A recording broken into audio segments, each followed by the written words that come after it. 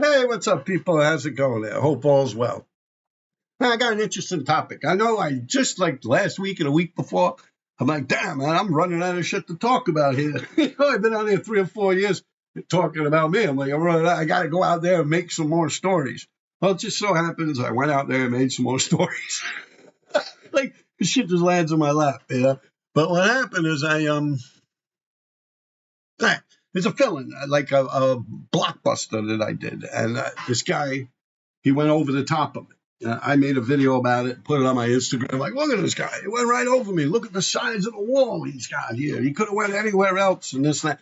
But the truth of the matter is he actually had that same exact spot when I did the RD. And a few people, it's shocking. I mean, consider it's only 48 hours old. It's like a few people, I am vandalism. He's got the receipts, man. I'm like this. I'm like this. Look, he went right over the top of me. I'm like, what the fuck? Look how much wall he's got. I'm showing out the wall and everything. I'm like, yeah. But yeah, apparently a lot of people take pictures of my shit. But the person, he got in touch with me and he's like, it was on Instagram. Someone was getting in touch with me. And I was in the middle of selling a shirt to someone else, the RD shirts. If you want a shirt, get at me. And I see this thing. Yo, call me, bro. I said, how am I going to call you? I don't even know who you are. And the thing said, bring. I pushed the button, like a face chat with the guy. And I told him, like, pretty much before he could even say anything, I was like, yo, dude, look, I know what happened, man. It's almost like a matter of fucking around and finding out, Like, I knew once I saw it, like, the guy didn't smash my shit. So, he was just upset that I bumped him up there. And damn near went into most of his shit. So, I totally understood it. I told him, I seemed like a nice fellow and all, What else is there? But in situations I do have out there, people ragging my shit here and there. They think they're slick, but not too much. I mean, nothing compared to back in the days, And I don't know. It's like this. We just went through this a couple of times, but it's like back in the days, with these rules and stuff. Everyone throws them at me, but I'm not allowed to throw them back. What is it? Because I'm a white guy? Like, what the fuck, But the truth of the matter is like this. If I was to do a whole car down in Tishman, like I've done, where it's just my tag, just an RD, I've done about 11 of them where it's just my name on a car. RD. Whole side of a subway car.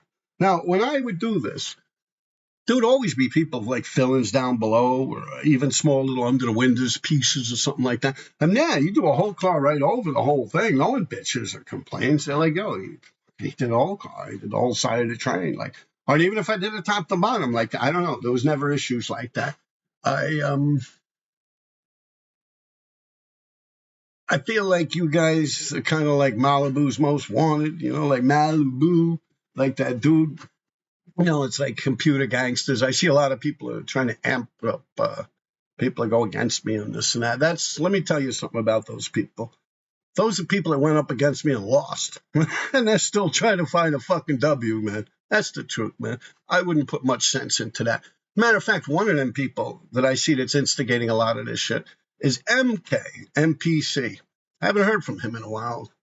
Penis breath. That's what they call him uptown. I didn't come up with that name. But yeah, penis breath. And he's like a known rat. Like, I literally know he ratted. He ratted. Like, if ands or buts about it, And then he was starting a page about rats. Like, he's exposing rats in the graffiti world, this and that. And I'm like, I touched him. And I go, but dude, you're a rat. He said, well, like we used to talk to each other. And I'll tell you exactly how it happened. I've told the story a few times. If you guys got your little popcorn and everything. I used to go on Streets Are Saying Things. It's going back.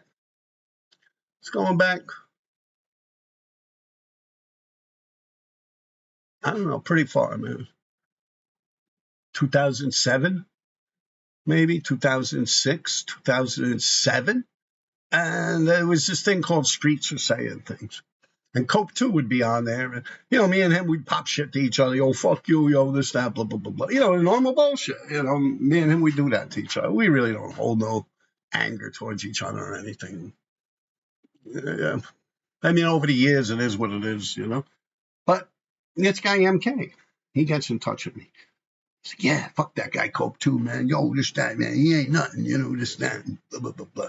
So he'd be telling me all this information about Cope too and girlfriends and this and that. We got to exchanging phone numbers, through the chat thing. So I swear this fucking guy MK called me like fucking. I'd get home from work at like 7 o'clock and shit. He'd call me. I'd get home at like 5. I'm hanging out with my girlfriend and shit. She'd be like, tell him I'm not here. Tell him I'm not here. She's like, he's not here. And then he would actually talk to my girlfriend for like fucking 45 minutes. She's like, look, my baby's crying. I gotta go. And this, hang up. And then the guy would call back like 20 minutes later. Tell him I'm not here. So yeah, that was kind of like the way it was going. But one day he called me. He was threatening Cope too on the internet. Yo, fuck you. I'm gonna beat your ass, Cope too. Wait till I see you out there, man. This and that. Blah, blah, blah, blah. So Cope 2's like, yo, dude, man, I know where you live, man. He said, you think, dude, he thought he was slick, this MK guy, because he was living in Queens. He didn't realize that MK kept in touch with this guy, Des, MPC.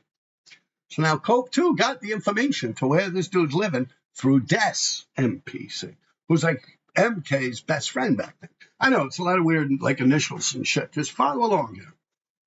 So Cope 2's like, yo, I'm dead serious, man. So one day, MK went on the computer, popping all this shit about Cope 2. He's going to do this to Cope 2. He's going to do that to Cope 2.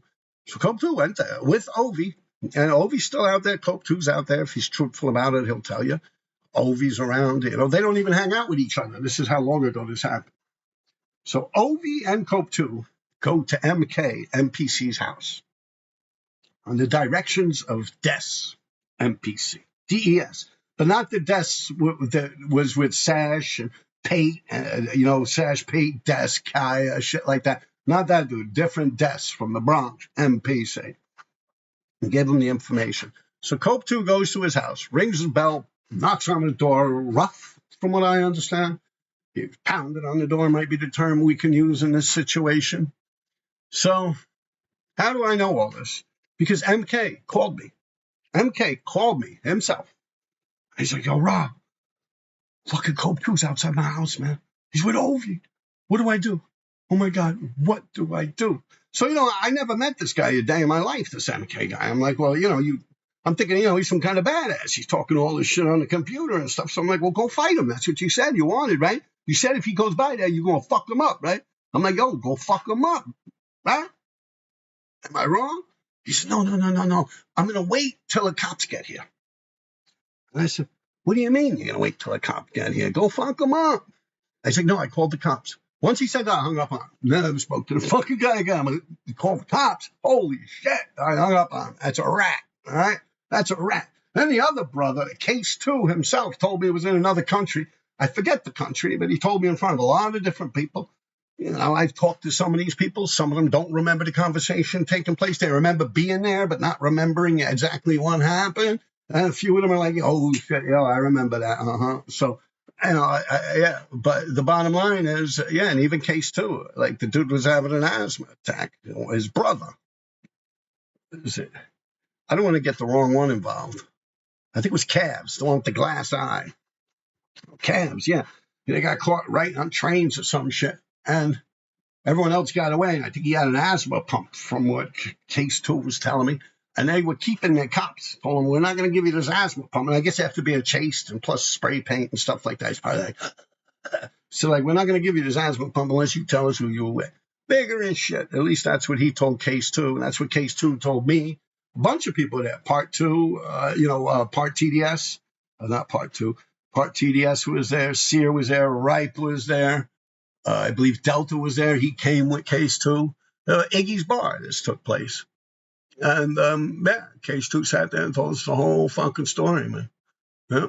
About how that dude told on him because they wouldn't give him the asthma pump. The police are like, we'll let you use your asthma pump if you tell us. Bigger shit, they came right to the hotel where they're all staying. I don't know if it was trains. I couldn't assume Case 2 writing on anything else unless he's in, like, Paris doing something legally. But that dude, he ain't going to, like, do a wall that's, like, illegal. He'll just do one in, like, New York, So I'm assuming they were probably catching trains or something like that illegally, and one of them got caught. He ratted on the rest of them. So anyway, I'm telling you this because I see that same person That same person acts like he's such a gangster and he's such a tough ass.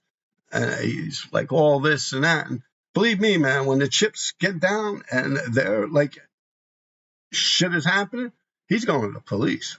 I'm just going to be truthful with you. Anyone associated, I didn't even see these dudes. This is another funny one because I invited him to come on my show because they say, you got WR, Writer's Revenge Crew, right? You have you have YD, and they're saying that KP is a rat, and this and that, and he is a rat. He actually got the other one locked up. Now, I don't know which one is which, KP, YP, this, that. Those guys were up a lot back in the days, but one of them ratted on the other one and this and that, and they're talking about ratting and this and that and how much they hate ratting. But who the fuck are they sitting there talking about? And I love the guys, man. You see me, I like all their pictures. You know, they're probably going to hate me after I say this, but, you know, it's better you hear it from me then you get in trouble with the law again, just like you guys did with the guy that you're bitching about. What is it, KP? Yeah, KP ratted on you guys, and now you guys are bitching to a rat about ratting. Like you guys are all like against rats and shit, and I'm like bugging on that shit. Like I am bugging on that shit. Like that shit's got me bugging. I'm like, yo, and I sit here and I talk about this all the time. I guess the bottom line is people don't take what I say seriously. You know, I mean, instead of actually asking Ovi or asking Cope 2, or maybe you guys think I really do come on here and I'm full of shit or something like that. I mean, I might make jokes and stuff, but I would never joke about something like that. Yeah, that's not me. But yeah, I get a kick out of that. You got all those guys that setting themselves up, hanging out with another rat. Meanwhile, they're exposing one rat to another rat. Like they're exposing KP the rat to MK the rat. You know, it's like crazy. But now they're befriending another rat. And it's like, yo, they're letting him in the circle. Then when they get arrested, oh, wow, he's a rat. Oh, blah, blah, blah. Rat. Like, what the fuck did you think? I've been saying that shit for a couple of years now on here, man. Like, yo, that shit's crazy. Crazy. I guess, yeah, people just, you know, what I say goes in one ear and out the other. You know, maybe I am just on here talking to myself. But that shit's crazy. Now, getting back to the one guy with that spot. I told the guy, you know, he got in touch with me on here. We spoke face to face. And I told him, I get it. Like, I totally understand. Say no more. I told him, to be truthful with you, it's like, I did that shit. And it's like, the next day, like, first off, all that paint that I use, that's all like leftover paint from like force fields and shit, from shit that I have left. It's like not enough paint to rely on to do another force field with it when I go out. So I need to get a whole can again. Just so I know I'm not going to go out there and get balls out in the street naked and have half a force field because I run out of paint. So I'm not going to risk it when the can is a little low. But I'm not going to throw that can of spray paint out either. So it sits in the house and it piles up. So I got together what is called the scraps back in the days, the scrap paint. I got that together and I sprayed painted that fucking thing down there. I was actually going to go back probably the night he was doing it. And I was going to do some shine lines on it. And I said, fuck it. I was even going to do a background behind it. But I got lazy. I said, fuck it. You know, I smoked some weed and I said, whatever. And I didn't bother. And then, you know, I see, I'm like, oh shit. But yeah, I knew exactly what he did. I was just making that video fucking around. I make a joke. What is that? Clickbait. And I'm like, oh, the guy writes right in the middle. He had all this while ago. But I knew exactly why he did that. I didn't think much of it when I was doing what I did. Didn't think I'd get a response from it, you know. But, yeah, that's just scraps. That's like a habit I've had my whole life.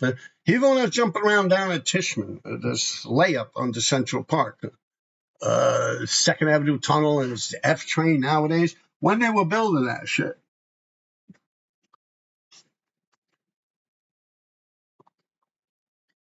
It's like a brand new tunnel. Lit up like this room is lit up.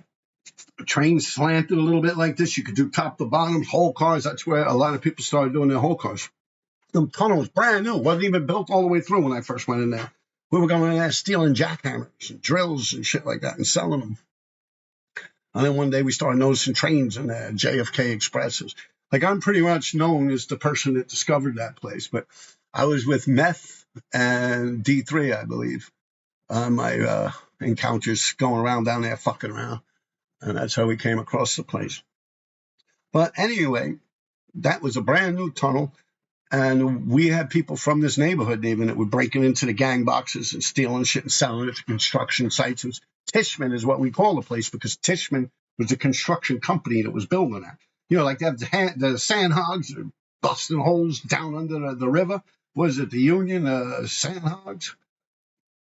Yeah, and be a bunch of trains down there. And then, I don't know, Gary Sash, he told Ghost or this one or that one. Before you knew it, everyone and their mother was going down there. And they would dirty up the place. They'd leave cans of spray paint all over the place. So we would go through it, like on a Sunday before they pull the trains out and shit. And I'd normally cross out all the people I had beef with. You know, before the trains even pulled out, they'd be in there all weekend. And we would go through the whole layup. And we'd pick up all the cans of spray paint that are left around just to clean up the place so it don't get burnt. We don't wind up having to deal with the police all the time. So we'd actually go through the layup and clean it up. And we'd take all these bags of spray paint that we'd get every weekend, and we'd throw them in this big room. It's like a metal door in the tracks that you slide it open like this. It's got a stairwell. It goes down maybe 4 feet, 5 feet, goes straight down. So there's no floor until 4 or 5 feet down. And we kept throwing spray paint in there until it was actually starting to get like a little hill. The room was like the size of maybe half of those big dumpsters you see in the street. And we filled it like up that much, like to the level of a dumpster. And that's how much fucking spray paint was going through it. And it would fill up quick, man. And what I would do is every so often, I'd go in that room. I'd go down to the layup, which was not even a block away from my house. If I cut through 63rd Street, I could pop in right there and walk up to Fifth Avenue. It was like half a block from my house, this layup. I mean, to get into it, but then I'd have to walk 4 or 5 blocks on the ground. And the tracks weren't being used at that point. So what I'd do, I'd go in there. I'd go in that room. I have like a knapsack with me, one or two times a milk crate. And I would just I'd sit in the middle of that room filled with spray paint cans. And at this point, I'm probably 18, 19 years old. And I'd sit in that room and I'd shake each and every can. I'd be like, okay, here's a little bit of almond. Get like half a can of almond. Get half a can of beige, a little bit of aqua. And I'd shake all these cans in that room and see how much I could get. And then I would just go and I'd do like huge top to bottoms.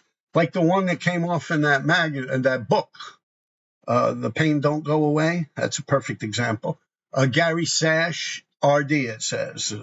Gary Sash, RD. Gary is Sash, same person. And an RD. And mine was done all with scraps. Because I really went down there just to hang out and keep Gary Sash company. And I said, fuck it, man. Like, he did his outline. There was still a chunk left on the subway car. So I said, oh, fuck it. Let me do something. I ran and got a bunch of extra paint, came back. His was all silver and shit like that. Mine was all different colors. I wrote, the pain don't go away. That's a perfect example of what I would do with the scraps. And I kind of kept that habit going. Like I said, now if I run out, I do something.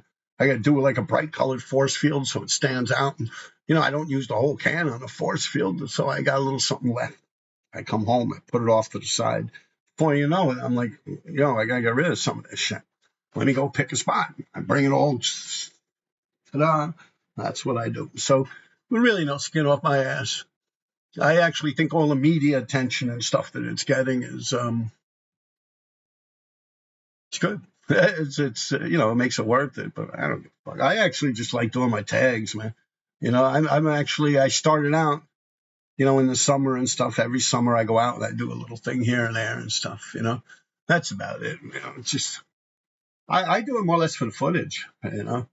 Like I don't really. I'm not in it like that, but it seems like every time I do something, someone's got a little bitching thing. But that's just the way the world is now. It's almost not even you guys' faults, man. It's just the way you're raised. I mean, we started out a lot younger. You guys like in your 30s and 20s and shit. And all of a sudden you're starting to write graffiti. Like me, I started when I was like 12 years old, and I got documented proof of that shit. Like I got pictures of that shit. You look at all them people, man.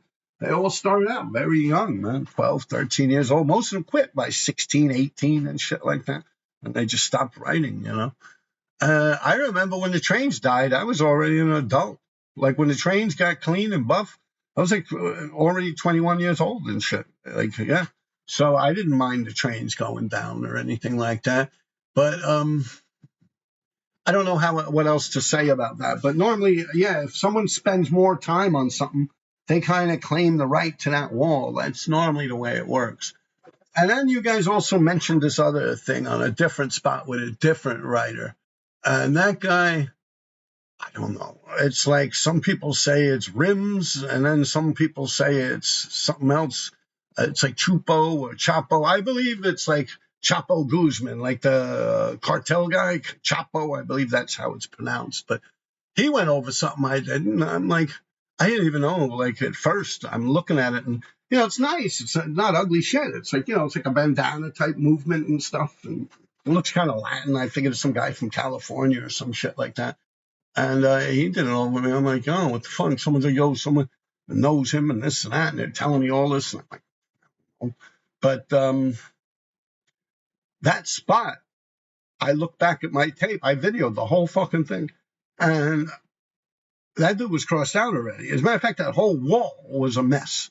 That whole wall was destroyed, and I'm going to prove it to you. I have the clip. I have it on my phone, and you'll see exactly what I'm talking about. But that whole wall was crossed out. As a matter of fact, that person, he went over someone else, and the only thing that was living on that wall was an EM, and he looked like he probably came by that like within the past few days or something. I believe EM.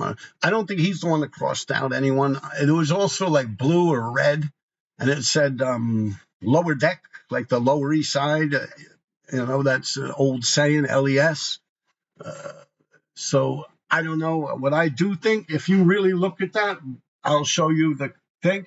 But you can see that person clearly went over someone else. And that person he went over looks like they came back and fucked with his shit. And the whole wall was a mess. There was, like I said, the only thing was like a little EM. It was like the size of a JA felon or something. And we're doing like the whole fucking thing. You're talking like 5-6 parking spaces long. You know what I'm saying? Like, wow, like that's crazy. I don't get it. Meanwhile, this person could go over whoever the fuck they want. I don't know how that works. But I do believe he went over someone and then they went over him. Or if not, I don't know, some idiot just went over everyone on the wall. It happens. You got a lot of these new people out here now that are like protesters and shit like that, and they got spray paint on them, and they get a little too drunk or too high. They start spray painting. I've actually been watching a lot of this footage with these protesters, the ones outside these ICE agencies. What I've noticed is if the ICE agents don't come out for a couple of hours, the protesters actually start beating each other up. Man, that shit is like fucking The Walking Dead or something. Yeah, that's wild, man. Like seriously, if they left there for like 2 or 3 hours and there's no movement at all from the ICE agencies or the building or anything, if it's completely just quiet, you see the protesters, they got their sticks, anti-ICE, anti-ICE, and then they start looking at each other like, yo, fuck you, man. Like, oh, I'm like, whoa. Yeah, that's bugged out shit. So I don't know what the fuck's going on in the world right now. I get it. I'm a white guy, man. Yeah. Hey, it is what it is. But yeah, I'll show you guys, man. I'll put the clip on right now. Yeah, that dude, he was already crossed out, man. So I don't know anything about that. And I mean, this guy that went over me just recently, he got right in touch with me. Hey, how's it going? What the fuck? I mean, this guy could have did the same thing, but he looked at it like a trophy. People look at me like, hey, if I go over that RD, I'll be famous, and that's what they did. Because, I mean, he wouldn't want to have a conversation or something like that. There's no reason for it, I guess. It's not what he's looking for, because that wall was all scribbled out in like garbage for like 2 weeks before I even started saying, I think I could bang that shit out. I think I could get away with it. Yeah. So, he knew that shit was scribbled out. He knew what happened. Just like I knew what happened the other night with this other guy. I'm like, look, he wrote right on top of me. I knew exactly what happened. And just like that guy knows, like people know what they're doing. And I get it, you think I'm a pushover, old man, elder abuse and this and that, but I've been out there a long fucking time, man. Like I say, man, I'm like the beginning of that shit. When you really start talking about like street beef and graffiti beef and wars, I was right smack dab in the middle of that shit. Like, yo, yeah, I was out there from jump, like the beginning of this shit. Like that. Yeah, you're talking like the fucking first, the godfather, grandfather, great grandfather of that shit. For real. So it's like, very little I don't understand about the game, and I know how it's played. On the computer, people act like gangsters and stuff, and they act tough and talk all this shit. Like I've been getting since this thing happened. But it's not the person that went over me, and I talked to him, and it's just other people trying to instigate it, like MK and them, and they all talk gangster, and then it's like, and they realize it, they're like, oh shit. Like they're like, oops, and then they start talking to the cops. They start giving them all the information they can on me, and they still try to act badass. They try and act tough. And I don't know. I'm sorry. I really look at you guys like a bunch of like Malibu's Most Wanted. You ever watch that movie? Like, yo, for real. It's like that. But yo, check out the footage, man, and I hope you guys have a good night. And I got no problems with any of you people. I can't even read half the shit you people write, man. My child is probably older than you guys, man. Yeah, hey, that's what it is, man. You see the Chupo right there, red, hanging out under my shit? Look, it's got a black line through it. See it? Clearly got a black line right fucking through it, right? Like he went over someone. You could see the shit hanging out behind him. Like the person he went over probably got mad at him. And then he comes by thinking he's some badass or something. That's a crazy shit. Yeah. I don't know. All right. Well, there you can see the footage of what I'm talking about with the person, how he was clearly gone over, and he clearly went over someone else. And the whole wall was a mess. Right now, today, the wall's just a mess like it was before we even went there. That's why I'm comfortable talking about it, because there's like no proof I even existed on that fucking thing. I mean, it ran for like a month. Yeah, that's not bad. And shit we did on the West Side Highway was gone in a week and a half, 2 weeks. Yeah, the RD skid D3 on the West Side Highway, it was gone real quick. So, shit happens in life. Like I said, man, I'm probably not a scenario I haven't been in with this graffiti stuff. I really am. Like, when the graffiti died on the subways and they buffed the subways and graffiti moved to the streets more so heavy. I mean, you always had toys that were scared to write on the trains and they were writing in the streets and stuff like that. But, by the time the trains died and a few people took it to the streets and started going off on shit, that was like me. Yeah, that was me. I was right there in the mix, man. I was out there like that. Yeah, like the first of the street wars and the street war beefs and stuff. Yeah, like before all that shit, you had me, man. Yeah.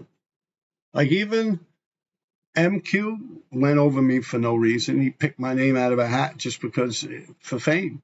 Same with JA. And MQ and JA would cross each other out, and then on their spare time they'd fuck with my shit.